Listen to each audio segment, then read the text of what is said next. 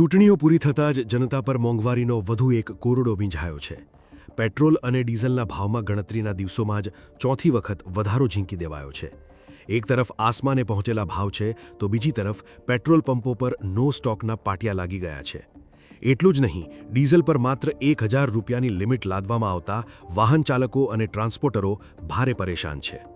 મધ્યમ વર્ગ કહી રહ્યો છે કે પબ્લિક ટ્રાન્સપોર્ટ વાપરવાની અપીલ બરાબર છે, પણ સરકારે વેટ અને એક્સાઇઝ ડ્યુટી ઘટાડીને વહેલી તકે રાહત આપવી જોઈએ। તો યુવાનોમાં ભાવ વધારાને લઈને મિશ્ર પ્રતિસાદ છે। સાંભળો અમદાવાદના યુવા ધને શું કહ્યું। તમે જેમ કહ્યું કે ઇન્ટરનેશનલમાં અત્યારે 90 પૈસા રૂપિયા પેટ્રોલ મળી રહ્યું છે, છતાં પણ આપણને 120 કેટલા રૂપિયા પેટ્રોલ મળે છે। તો જ્યારે સરકાર પહેલા ભાવ વધારો કરી રહી હતી ત્યારે એવું કહેતી હતી કે અમારે બેલેન્સ કરવાનું છે, એટલે અત્યારે ભાવ વધી રહ્યા છે। પણ અત્યારે જ્યારે ઇન્ટરનેશનલ પર ભાવ ઘટી ગયા છે તો અત્યારે સરકારે ભાવ વધારવા ના જોઈએ પણ ભાવ ઘટાડવા જોઈએ। આનાથી માત્ર પેટ્રોલ પંપ સુધીના પેટ્રોલ પંપના માલિકો છે એમને ફાયદો થઈ રહ્યો છે, પરંતુ જે આમ જનતા છે એ પણ અત્યારે પેટ્રોલના ભાવના કારણે માર વેઠી રહી છે।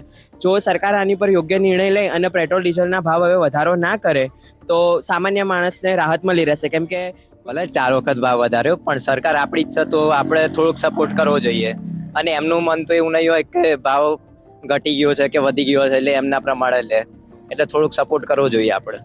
આંતરરાષ્ટ્રીય લેવલે આપણે આ ભારત સરકારને વિકાસ સાથે સાથે સામાન્ય જનકલ્યાણના કામો બી જોવા પડે છે, એથી ભાવ વધે એમાં કોઈ ખરાબ વાત નથી। એમને હું ના અનુસરું, કારણ કે એમણે જે ભાષણમાં કહેલું કે તમે થોડો ઉપયોગ કરો, આના ઘરે રહો, એ ખુદ વ્યક્તિ વિદેશમાં ફરતા હોય, અલગ અલગ જગ્યાએ જતા હોય, ઘણું બધું એ ખુદ કરતા હોય તો આમ નાગરિક કેમ પાલન કરે બધું?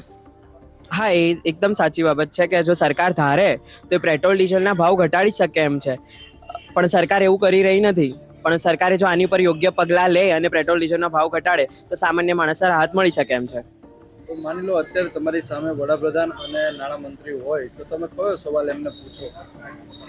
સૌથી 2 પ્રશ્ન અત્યારે મહત્વના ચાલી રહ્યા છે। એક તો આ પેટ્રોલ ડીઝલનો તમે કીધો એક, અને બીજો જે બેરોજગારી અત્યારે સૌથી વધુ ચાલી રહી છે એ 2 પ્રશ્નો પૂછવાનું પસંદ કરીશ।